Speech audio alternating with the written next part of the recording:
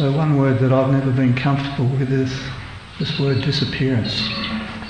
I find that, especially with Srila Prabhupada, we don't feel that he's disappeared at all. And I'd hope we'd come up with a better word for this particular day. I've written something, but I just wanted to start by explaining how I got the mercy of Srila Prabhupada. That happened in bits and pieces. In 1973 I was a student in Hobart, Tasmania, and a group of Hare Krishnas had come to Hobart. And I first saw them on the television. I thought, what is this racket? It was a kirtan. It was dominated by the Wampas, and I thought, this is weird. Next day on the street I met Swami, and he handed me this beautiful big book and said, this is for you. And after a while he realised I didn't have any money. All I had was my bus fare to get home. So gradually the book went, and Back to Godhead went into my hand. But I never forgot that book. It was so beautiful. It was Bhagavad Gita.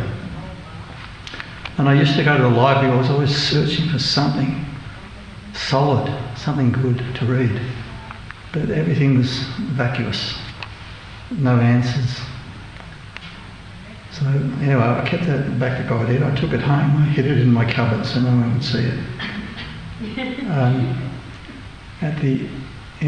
During the next year, I went to Sydney, and the same thing happened again. I met Swami on the street, in Pitt Street. Again, I had hardly any money on me, and I got another Back to Godhead. And I remember Christmas Eve that year I went, so I'd seen the Hare Krishnas would go downtown. And on Christmas Eve I went downtown. I was feeling a little vacant, looking for something. And I went there and they weren't there on Christmas Eve, and I was so disappointed. A short time later than that, I saw the devotees again. Sabhavati was leading a Hariman through the sand on Bondi Beach, walking through all the bathers. They were all sitting there sunbathing. So it was another experience with Hare Krishna. So I got these little bits of mercy by Prabhupada's grace. Now, a bit later in 1974, I went on this surfing trip to this place called Bruny Island in Tasmania. So we stayed in this abandoned sawmill house, and there was a nectar of devotion there. And I was reading this thing, I thought, well, the first couple of chapters was okay, but after that I got completely lost, because I was trying to figure out what's all this about.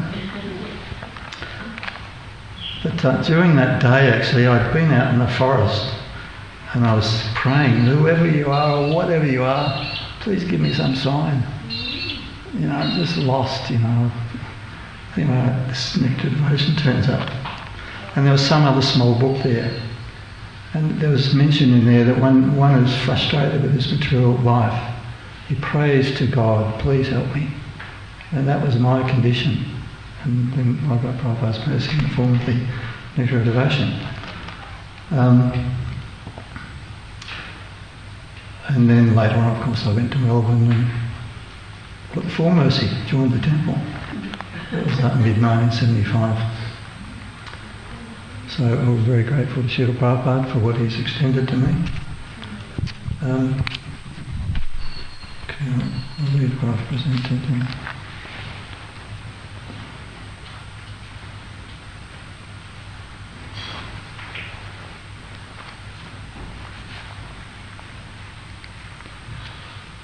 I picked up my wife's glasses today, but they still work for me. It's a symbol of the age. Okay. Anyway, this is what I've written. I would first like to offer my respects to my senior God brothers and God sisters, both past and present, who have done and are doing so much to assist Srila Prabhupada in expanding his revolution in consciousness. To myself as a follower of Srila Prabhupada, the term Krishna consciousness is not complete without connection to Srila Prabhupada consciousness. They go hand in hand, and for us they are inseparable. We are dependent on Srila Prabhupada for everything we know and apply in our spiritual endeavours. His teachings are the reference point and source of truth for all things spiritual. As a young man first approaching or embracing Krishna consciousness, I was a little put off by the know-it-all attitude of Srila Prabhupada's disciples. They seemed to have an answer for everything. My concept at the time was that life in the universe was beyond understanding, was too complex or beyond reach to encapsulate and know precisely. I had been conditioned by various writers and philosophers that the meaning of life and the other big questions would forever remain unknown. However, after becoming more acquainted with the teachings of Srila Prabhupada, I began to understand the absolute commitment of his disciples and their full confidence in Srila Prabhupada's exposition of truth. Srila Prabhupada so expertly presented all the conclusions of the scriptures in such a forthright and unambiguous manner that nothing was left unanswered. The clouds of illusion were easily dissipated by Srila Prabhupada. Srila Prabhupada was the perfect emissary representing all the Vaishnavacharyas who preceded him. This guaranteed his success. He expertly established the vehicle for delivering Krishna culture to the world. His formulas and their execution were simple and precise, and we see how this movement meets with such success amongst all cultures all over the world. To be able to offer some service to Srila Prabhupada remains the continued blessing in our lives and adds meaning to our existence. In conclusion, I would like to quote from Srila Prabhupada's prayer to the lotus feet of Krishna, written while on board the Jaladuta. So I'll just read that if you don't mind. So this is text number 5 through 7.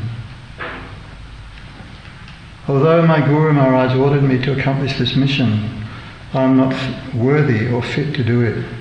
I am very fallen and insignificant. Therefore, O Lord, now I am begging for your mercy, so that I may become worthy, for you are the wisest and most experienced of all. If you bestow your power, by serving the spiritual master one attains the absolute truth. One's life becomes successful. If that service is obtained, then one becomes happy and gets your association due to good fortune. My dear Lord, O Supreme Personality of Godhead, because of my association with material desires one after another, I was gradually falling into a blind well full of snakes, following the general populace. But your servant Narada Muni kindly accepted me as his disciple and instructed me how to achieve the transcendental position. Therefore, my first duty is to serve him. How could I leave his service? Srila Prabhupada ki jai.